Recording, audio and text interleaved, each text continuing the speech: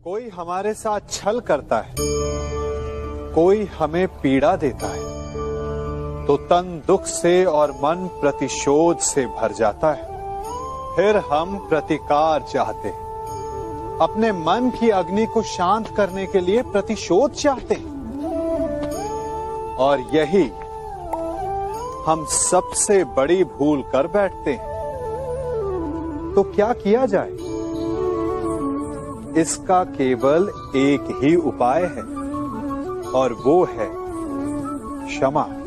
यदि प्रतिकार चाहिए तो प्रतिशोध भुला दीजिए और न्याय की ओर अपने पग बढ़ाइए, क्योंकि यही वास्तविक प्रतिकार है। हम अपनी सोच और संसार की मान्यता के अनुसार अपने विचार बनाते हैं। जैसे सत्य कहना धर्म है, असत्य कहना पाप, सहनशीलता धर्म है और क्रोध करना अधर्म, उपकार करना, जीवों पर दया करना धर्म है और निष्ठुर होना अधर्म। परंतु क्या यही सत्य है? क्या कभी कभी परिस्थितियां इन आवेशों को उल्टा नहीं कर देती? करती है। यदि इस संसार में कुछ धर्म है, कुछ पुण्य है, कुछ महान है, तो परिस्थिति के अनुसार चलना। जटायु स्मरण है आप सबको, वो जिन्होंने रावण पर क्रोध किया था, उस पर आक्रमण किया था। उस समय जटायु का क्रोध पाप नहीं था, धर्म था। इसीलिए अंत में उन्हें भगवान राम की गोद मिली। और कुछ ऐसे भी होते हैं जो धर्म को सहनशीलता समझकर हर अन्याय को सहते हैं और अंत में वो बाणों की शैया पाते हैं। यदि कोई पशु या व्यक्ति अकारण आक्रमण करके किसी निर्दोष के प्राण लेने की चेष्टा करे, तो उसके रक्षा हेतु उसका वध कर देना पाप नहीं, समय की मांग है। क्योंकि आक्रमण भी आत्मरक्षण ही है।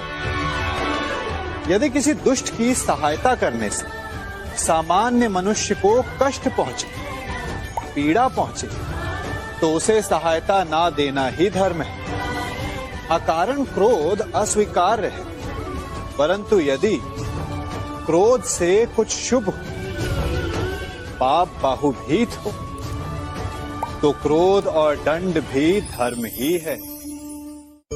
स्वीकारण, सत्य का स्वीकारण मनुष्य के लिए बहुत ही महत्वपूर्ण है। जब तक मनुष्य सत्य को स्वीकार नहीं करता, उसे असत्य से लड़ने की शक्ति प्राप्त नहीं होती। जब आप भोजन करते हैं तो क्या होता है? आपका पेट स्वीकारता है कि वो भर चुका है और आप भोजन करना बंद कर देते हैं। जब आपको निद्रा आती है तो क्या होता है? आपका मन स्वीकारता है कि आपका शरीर थक चुका है और उसे विश्राम की आवश्यकता है। उसी प्रकार जब आपको किसी व्यसन को रोकना हो, तो आपको स्वीकारना पड़ता है कि बहुत हो चुका, चाहे वो लालच हो या मदिरापान। उस व्यसन का त्यागना तभी प्रारंभ होता है जब आप ये स्वीकार कर लेते हैं कि आप उस व्यसन के बंधक हैं।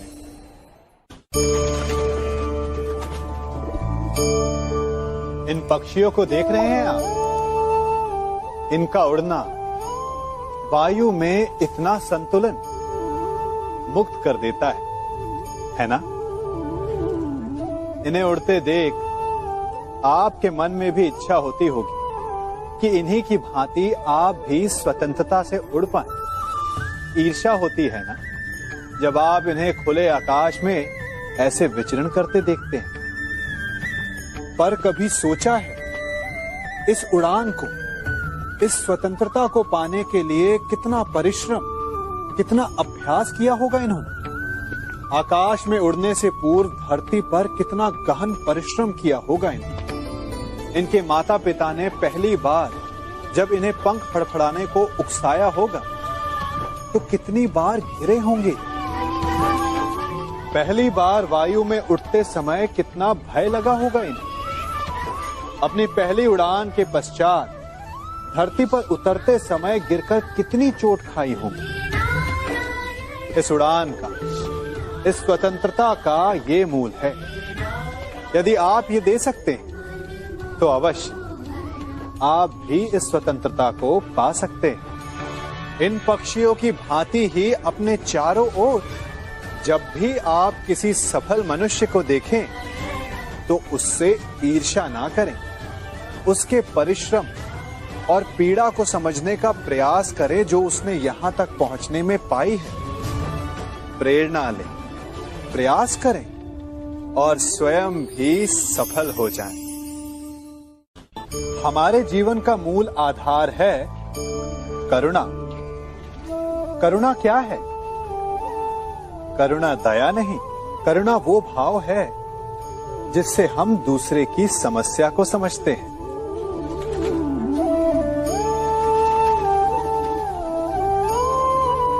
उसकी कठिनाई को अनुभव करते हैं। इस संसार में सारे संघर्षों का मूल है एक दूसरे की परिस्थिति को ना समझना, और इस समस्या का हल है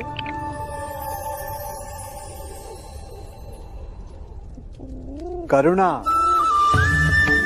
करुणा किसी पशु पक्षी के प्रति हो या किसी मनुष्य के प्रति, ये आपके जीवन में कलेश और संघर्ष जैसी भावनाओं को दूर रखती है।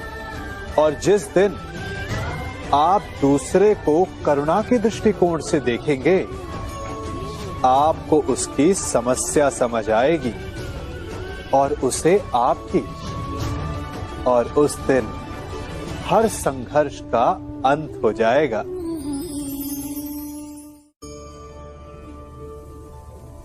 कभी सोचा है हमारा जीवन भी उस रेत की घड़ी की भांति है? जो रेत नीचे गिर चुकी है वो हमारा अतीत है। जो अब भी ऊपर है वो हमारा आने वाला भविष्य है। और वर्तमान ये संकुचित स्थल है जहां से धीरे धीरे करके रेत गिर रही है। अर्थात हमारे पास जीने के लिए यही एक क्षण है। उसका उपयोग कैसे करना है ये हम पर निर्भर करता है। जो बीत गया उसका दुख मनाना है, या जो भविष्य में होने वाला है उसकी प्रतीक्षा में क्रोध करना है। सब कुछ करने के लिए यही एक क्षण है। प्रसन्न रहना है तो उसके लिए भी यही एक पल है। प्रतीक्षा करते रहोगे तो ये पल भी भूतकाल में बदल जाएगा। इसलिए आनंद के लिए, परोपकार के लिए प्रतीक्षा ना कीजिए। आपके पास जो पल है उनका भरपूर सदुपयोग कीजिए, क्योंकि इस घड़ी को पलटकर आप फिर से समय अवश्य गिन सकते हैं, परंतु अपना बीता हुआ समय आप वापस नहीं लौटा।